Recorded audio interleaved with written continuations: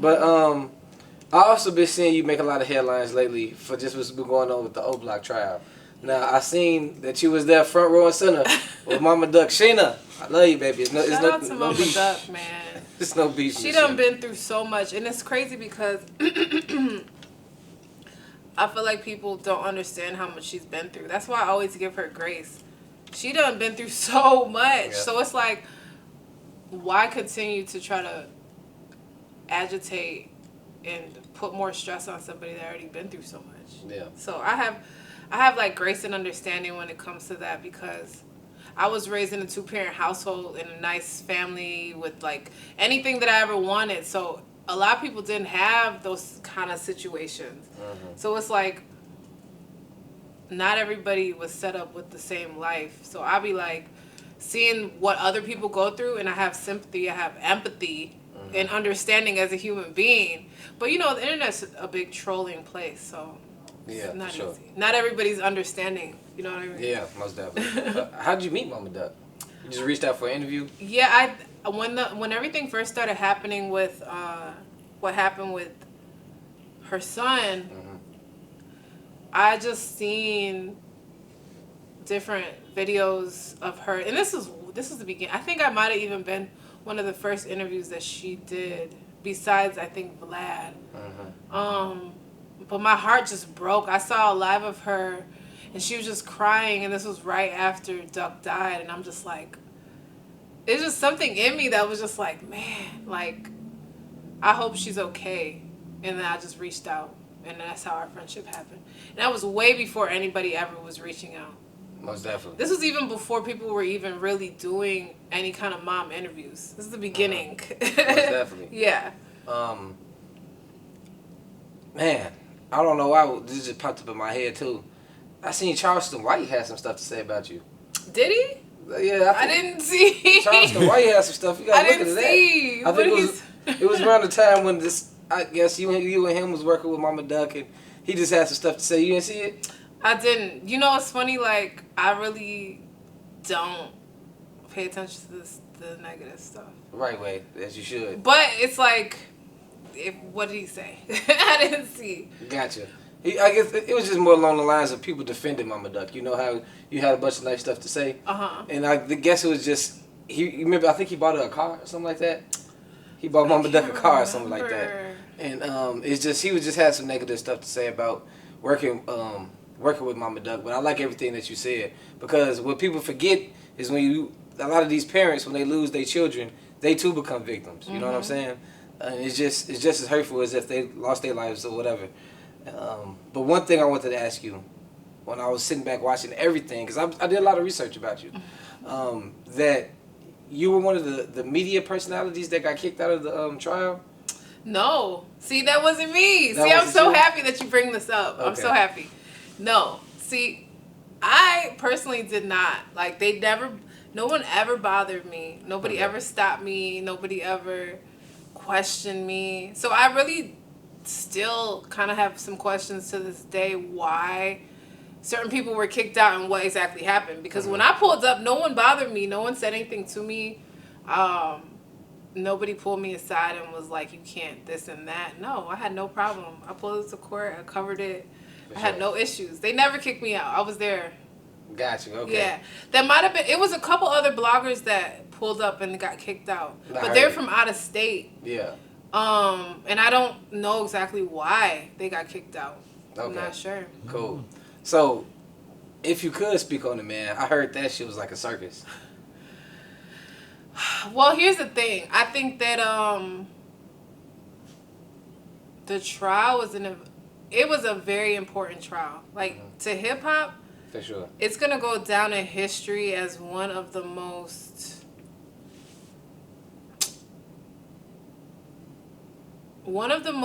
I mean, for lack of a better word, I guess I could say important, but the hip hop, I mean, this trial to hip hop was very important because it had so many different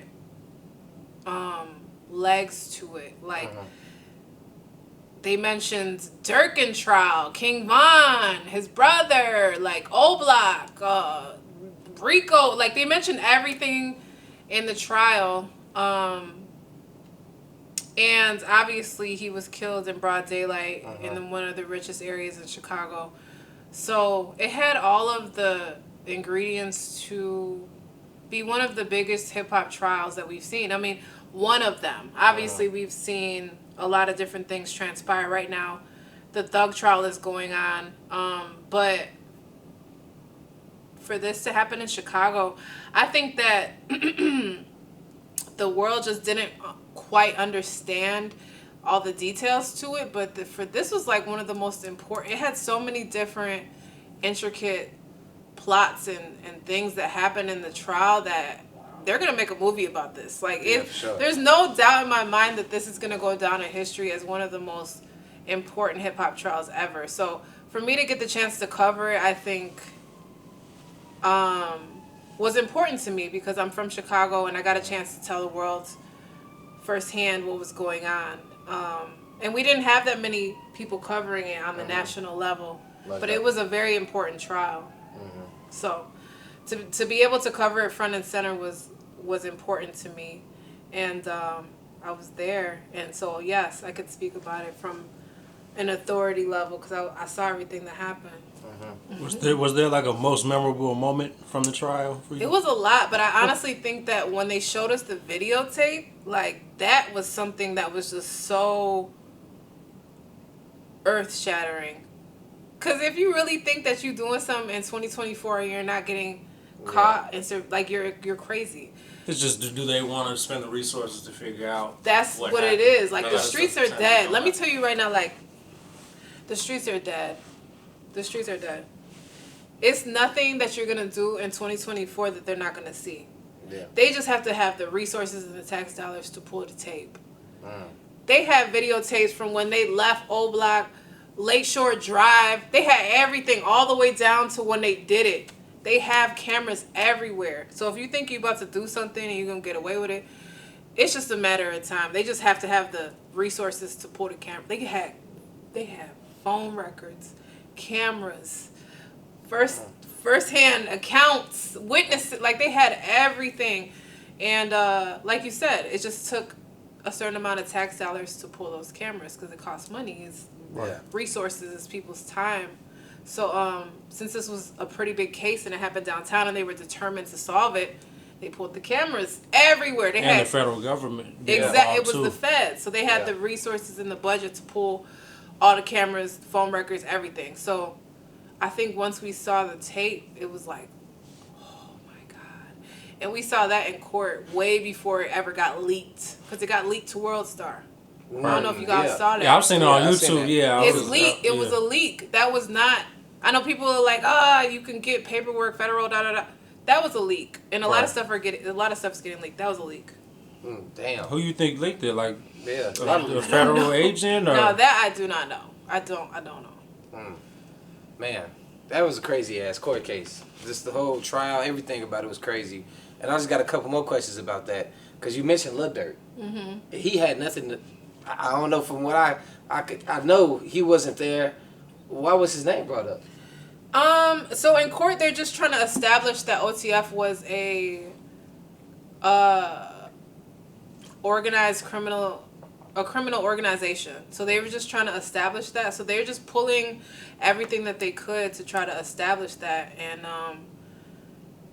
there was a phone call that was made to his brother, Dthang, rest in peace. So they pulled that up in the court, and then they went over everything. Like a recording of the phone call? Well, I guess he took the phone call from Teezy, because Teezy was on the scene, and he's like, we see Duck. That's the guy who had the gun that didn't shoot him, right? Exactly. They called in. He was like, he's chasing me, I'm in danger. He called Dthang. So they had all of those records. So they had audio of that conversation. There was a security guard that was suspicious for some reason, and this is God like this. Everything that happens is just so. It's not a coincidence because the security guard just felt like something was weird, and he just recorded the phone call. It was just he just thought like something's weird with this guy. The dude was just standing right in front of the security guard, pacing on the phone, and the security guard just was like, something's weird, so I'm gonna record him, and he recorded him. And they had that footage too, playing the court. Yes, they play everything. Damn. Everything. So it was just crazy to see. So yeah, TZ's on the phone. He pacing back and forth, making stuff up, saying that Duck was chasing him, and that he didn't have no pipe, and he had a pipe on him. So he made a phone call, and people grabbed everything and ran down there. So a lot of people think, like, why did they end up rushing down there like that? It was because he got an emergency phone call from somebody that said that he needed help. Damn. So that's how it happened. So and they showed all of that in court, and they played everything.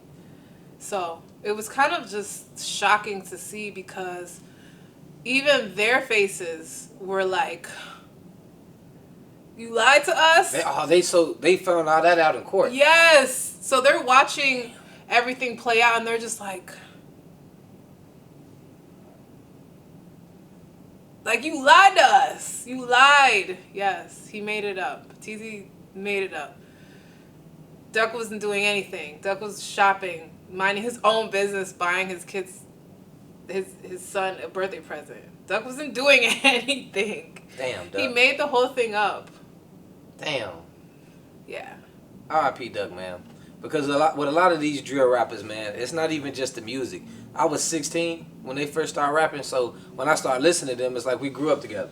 That's kind of like how the shit feel when you start listening to them. You see their success, you feel happy for them. And I was so happy for Duck, and to see it go down that way, even when he tried to like step back from the beef, it was sad.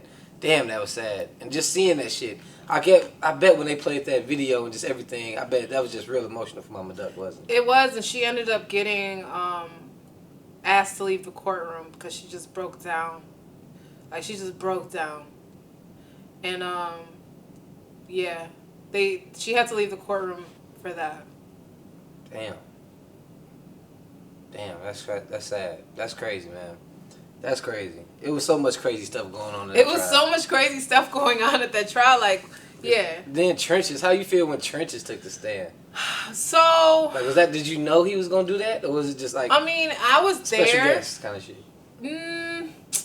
It was a lot that led up to that, because I think that a lot of people were speculating whether, because they had said that there was going to be a special witness, but they didn't say who it was. And a couple special witnesses. Yeah. And then when they finally said who it was, I think he came out and said that he was going to do it. So I think we all kind of knew he was going to testify, but I was the only blogger there that day that spoke on it. And he was upset about that. So I don't know exactly why. He was upset that you spoke on it? Yeah. And it's like, I don't know why he would be mad at me when the whole entire hip-hop was speaking about it. But I was the only blogger that was there. And I had nothing against Trenches. Like, dude, I'm just a reporter. I didn't even say nothing bad about him. So you think he was mad at you because he said something to you? I don't know. I mean, I was on No Jumper, and they asked me about it, and we spoke about it.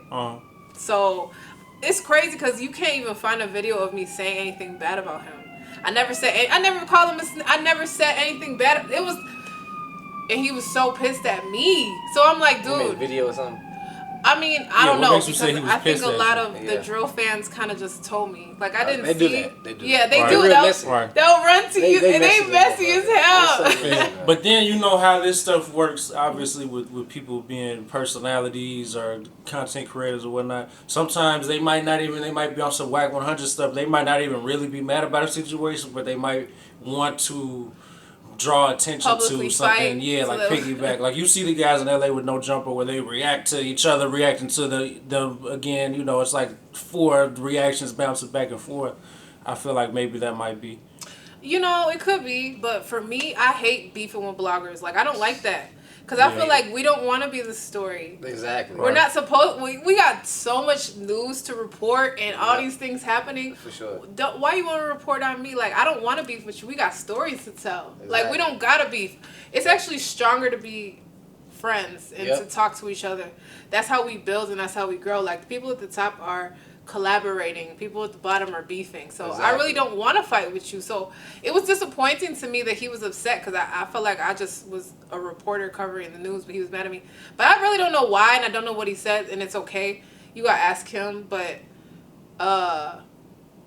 also, men beefing with women, like, nah, send your bitch at me. I'll fight with her. Like, I don't want to fight with a man. So, but yeah, honestly, it's to me, in my opinion, longevity is when we all are kind of like in cahoots to the powers that be. We don't need to beef. We gotta figure out how to get this money together. Yeah. Tell me what your contract was so I could tell you what, like, you know what I mean? Like, absolutely. That's smarter than trying to fight with each other. But like you said, a lot of people just do it for clicks and views.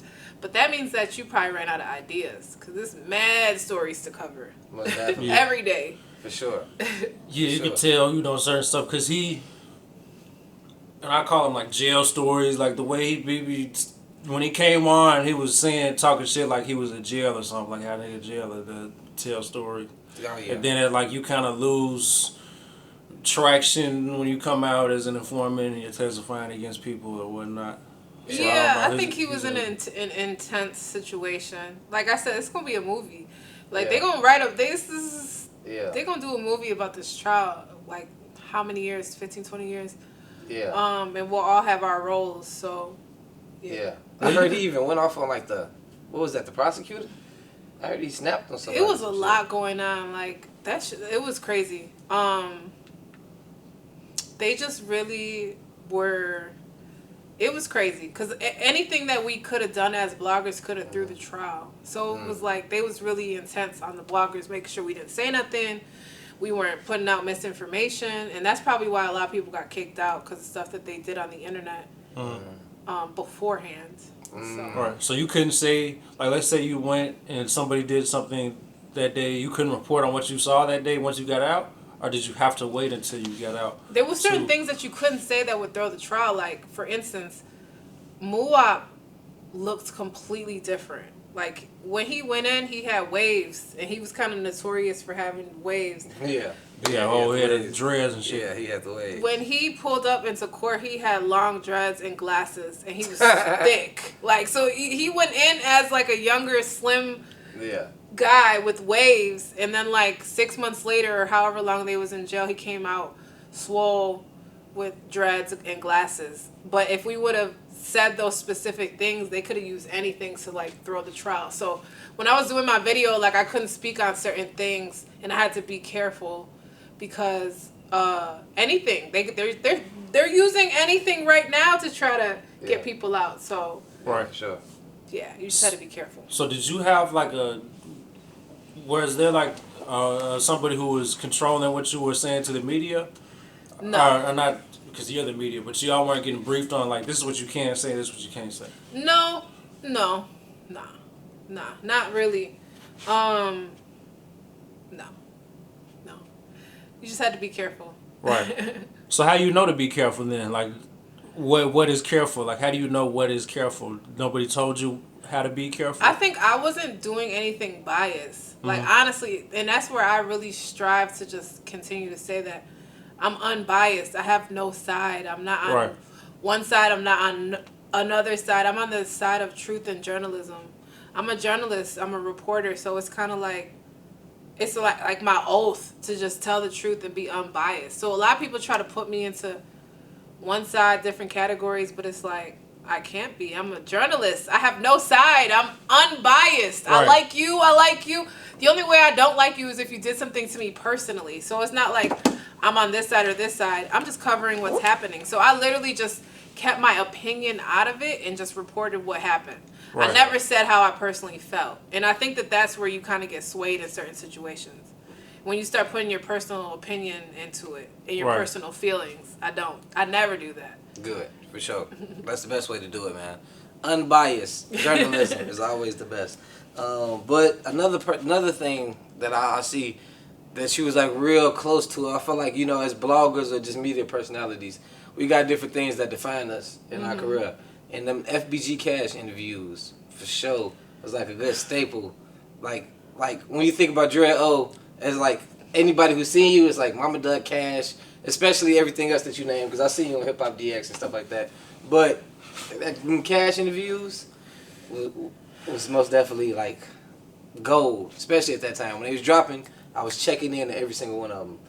Didn't you interview the baby Jaslyn Adams that got killed? Didn't you interview her mother too? I interviewed the dad. Oh, Richard Teller. I did too. Yes. We did too. And shout out to him because like that's another person that I really have empathy for, because I think that people had a lot of strong opinions about that situation, but again, I be looking at it in a different way. People didn't have the certain opportunities and setups that I had, so it's like I'm just able to understand stuff in a different way. If you didn't have these certain opportunities and things, like you're in a certain situation that is just your circumstances. Right. What could you do if you were born into circumstances like that? And that was a situation. He was born into beef. He was born into things that he had no control over. It's like a repeat cycle of things. So yeah, he was in a situation that was unfortunate, and his daughter ended up getting killed, and that was a really huge, was big. That was big. That was real big. And I sat down with him, and it just kind of just didn't judge. I was just asking him from a real, I'm just trying to understand type of situation. That was back when it had happened too. That was around the time when it happened. Yeah. When he was kind of just high, putting his foot in his mouth a lot too. Yeah, and people were really upset by some of the stuff he was saying, but he just wasn't. He was high. He was on Xanax and all type of other stuff. Yeah. He wasn't really, And you know what it is? Like, when you do this media thing and you say things, it's forever. That's why you gotta get trained. It's not something that you just put the camera in front of you and just like, cause you'll end up saying some shit and I cut out shit all the time that I be saying. See, You're lucky. Cut that out. Well, what if you did it for someone else and they don't cut it out? I'll be in trouble. And then you wake up and it's a headline of you saying some crazy shit. Like, People be hitting us up talking about cut shit out. Take that down. That happens all the time. It happened to me recently twice, but Me too. but like I was saying about this FBG Cash interview, how that come about?